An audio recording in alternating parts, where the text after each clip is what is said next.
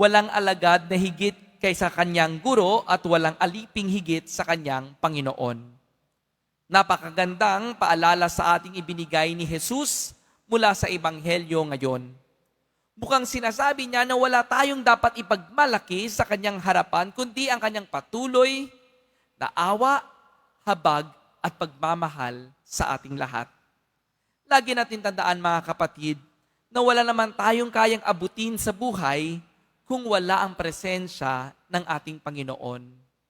Walang dapat ipagpapasikat sa Kanya dahil nakikita niya naman ang lahat nating ginagawa at mga hangarin. Mga kapatid, kuminsan ay nakakahiya dahil ang taas ng tingin natin sa ating mga sarili.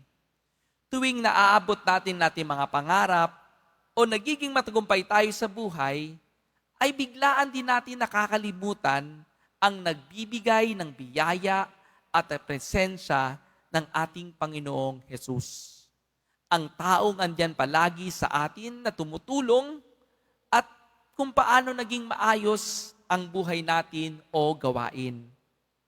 Sa totoo lang, bilang isang pari din, na reliyosong pari, may mga pagkakataon din na nakakatuwa, lalo na tuwing may lumalapit sa akin at nagsasabing, maayos ka pala, Father, magpahayag ng salita ng Diyos, makahulugan ng iyong mga pagdinilay o masayahin kang tao.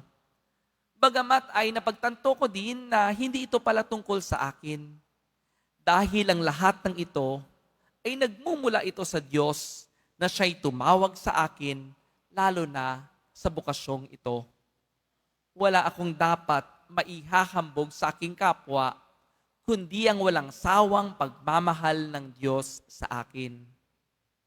Mga kapatid, tandaan natin, kung walang ating tunay na guro at Diyos na totoo, ay hindi tayo magiging kung sino tayo sa ngayon at hindi tayo magiging matagumpay.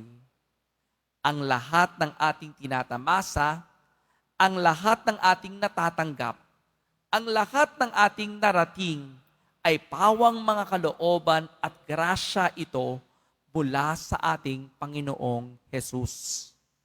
Kaya naman, sana taos-puso tayong magpasalamat sa Panginoon sa lahat ng kanyang biyayang ibinibigay sa atin. Magpasalamat tayong lahat sapagkat mayroon tayong pinakamabuting guro at Panginoon. At tayo ay mga alagad ni Jesus Nazareno na hindi siya napapagod na turuan tayo, hindi siya napapagod na samahan tayo, at akayin tayo tungo sa isang buhay na puno ng kabutihan, kababaang loob at pagmamahal. Sa simpleng pananalita mga kapatid, sana magpasalamat tayo kay Jesus Nazareno sapagkat siya ang ating guro, ang ating Panginoon at ang ating gabay sa bawat araw ng ating buhay. God bless us all and have a blessed Saturday po sa inyong lahat. Amen.